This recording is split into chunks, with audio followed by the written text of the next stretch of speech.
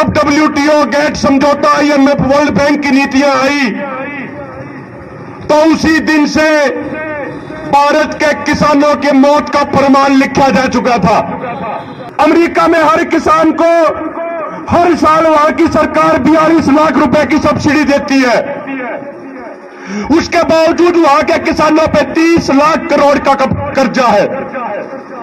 साथियों, जब इन कानूनों के सामने, जब इन नीतियों के सामने अमेरिका का किसान बर्बाद हो गया, जिसको 42 लाख रुपए सालाना सब्सिडी मिलती है, तो इन कानूनों के सामने भारत का किसान किस तरीके से मुकाबला कर पाएगा, जिस किसान की जेब में साल में मात्र 14,000 रुपए की सब्सिडी दी जाती है।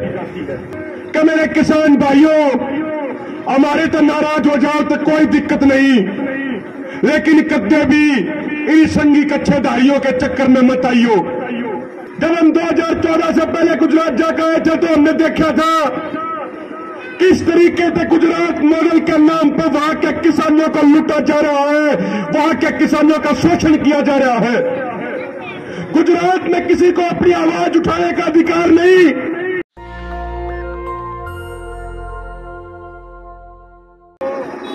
कोई लड़ाई जब लड़ते हैं तो सबसे पहले ये समझना बड़ा जरूरी है कि उस लड़ाई के मुद्दे कितने गंभीर हैं। जो आंदोलन अपना 9 महीने से चल रहा है, इस आंदोलन का महत्व जब हम समझेंगे, जब हम आंदोलन को सिरे लगा पाएंगे। साथियों, काफी बड़े बुजुर्ग भी बैठे हैं।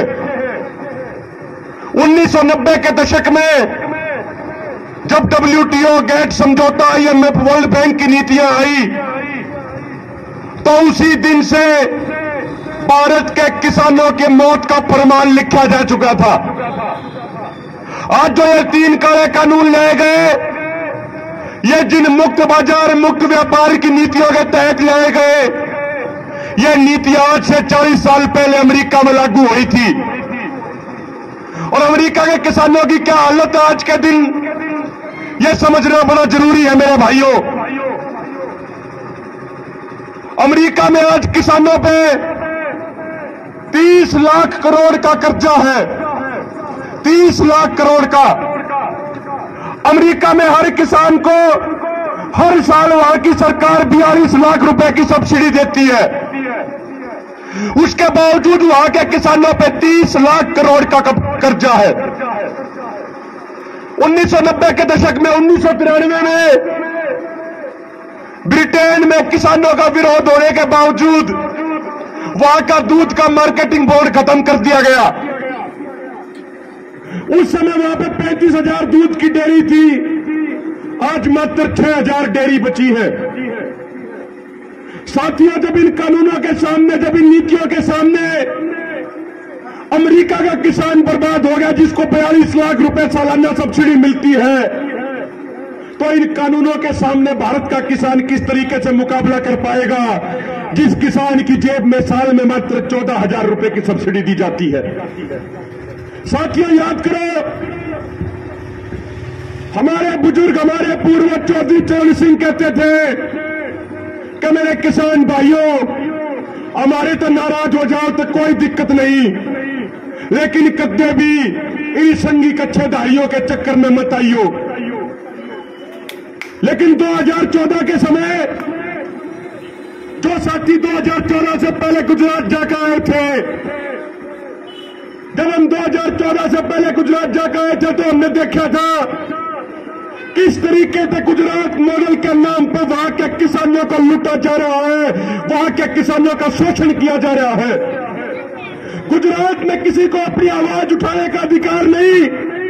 आज तक जितने भी आंदोलन, इस आंदोलन से पहले हमने लड़े, वो आंदोलन शुरू होने से पहले ही हम 50% कमजोर हो जाते थे, क्योंकि हमारे समाज का 50% हिस्सा बनाने वाली, हमें जन्म देने वाली हमारी माताएं बहनें पहले ही घर में रह जाती थी, तो हमारी जनसंख्या का 50% हिस्सा तो आंदोलन में शामिल नहीं हो पाता था। लेकिन इस आंदोलन की सबसे बड़ी खूबसूरती, सबसे बड़ी उपलब्धि यह है कि हमारी माताएं बहनें जिन्होंने हमें 9 महीने अपनी कोख में रखा और हमें जन्म दिया, आज हमारी माताओं बहनों के नेतृत्व में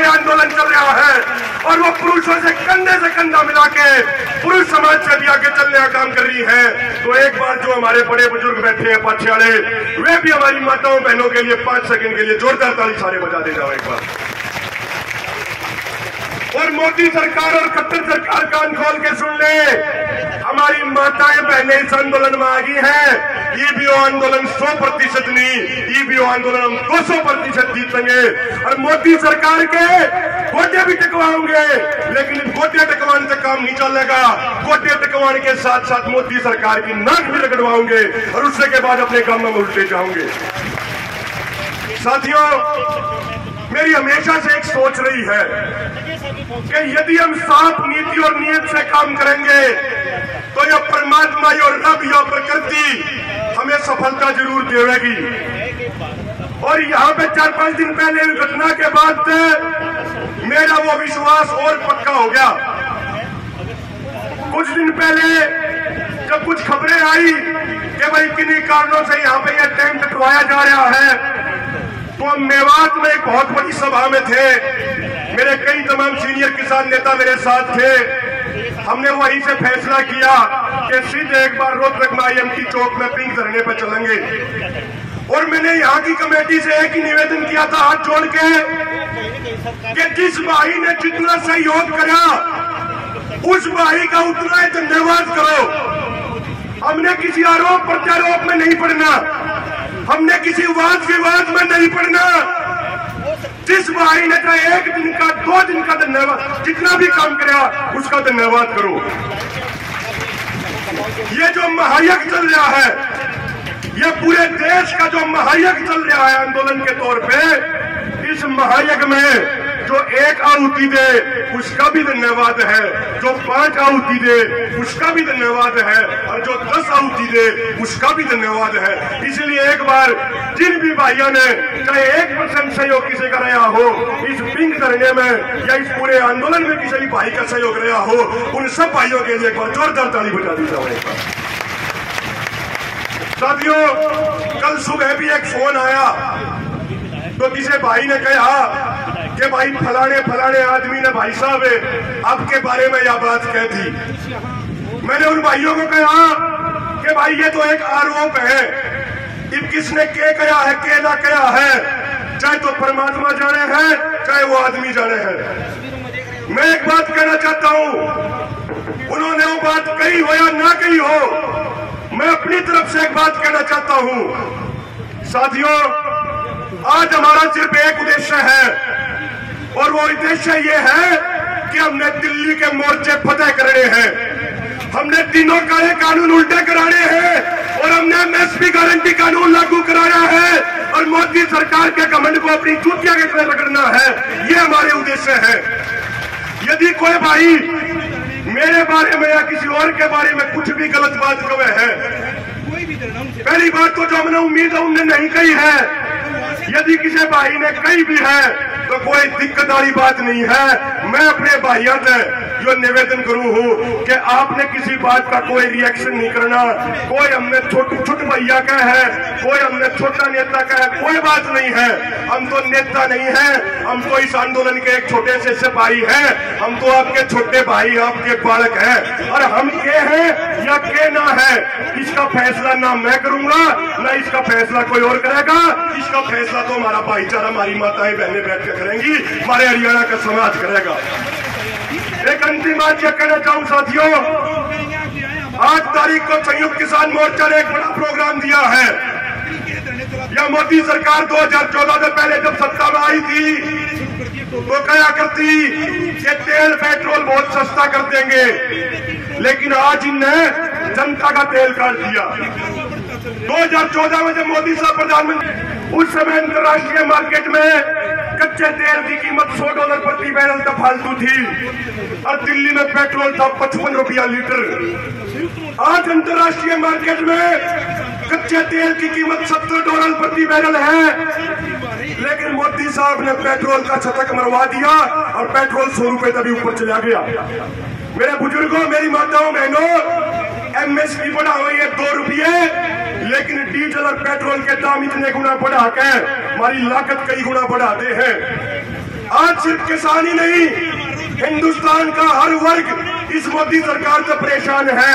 इसलिए मोर्चा ने वो फैसला किया है कि आगे आने वाली 8 तारीख को 11 से 1 बजे तक हम अपने सारे वाहन, ट्रैक्टर, मोटरसाइकिल, गाड़ी, स्कूटर, कुछ भी हो जिसमें पेट्रोल या डीजल डलता हो, वो सारे के सारे एक जगह तय करके अपने अपने धरने के हिसाब से, अपने अपने कामों के हिसाब से जगह तय करके रोड पे एक साइड में अपने ट्रैक्टर, अपने गाड़ी, अपने मोटरसाइकिल, अपने स्कूटर एक लाइन में लगा दियो 2 घंटे के लिए। एक चीज का विशेष ध्यान रखना है कि हमने कोई भी रोड जाम नहीं करना है, हमने कोई भी चक्का जाम नहीं करना है। और मैं तो एक हाथ जोड़ के निवेदन करूंगा, जब एक साइड में अपने गाड़ी, ट्रैक्टर लग जाए, जो दूसरे भाई अपने जान लग रहे होंगे, उन्हें पानी पियाइयो, उनकी और सेवा करियो, ताकि आपके इस आंदोलन की ख्याति, आपके इस आंदोलन का पूरा योगदान और नाम और भी ज्यादा रोशन हो। 2 घंटे का कार्यक्रम करना है 8 तारीख ने। पूरी इसकी फाइनल रूपरेखा संयुक्त किसान मोर्चा आपको बता देगा। और उस दिन का एक विशेष निवेदन यह है कि सिर्फ किसान और मजदूर समाज ही नहीं, हिंदुस्तान का हर वर्ग उस 8 तारीख के कार्यक्रम में शामिल होगा, जिससे मोदी सरकार को यह जवाब मिल सके कि वो सिर्फ 2.5 राज्यों का नहीं, यो पूरे हिंदुस्तान का, यो कश्मीर तक कन्याकुमारी और गुजरात आसाम तक 36 बिरादरी के भाईचारे का आंदोलन है। यो मुंह तोड़ जवाब देने का काम आपने करना है।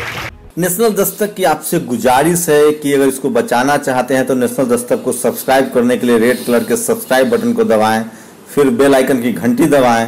नेशनल दस्तक को बचाने के लिए बहुत जरूरी है कि हर खबर को शेयर करें, लाइक करें, कमेंट जरूर करें।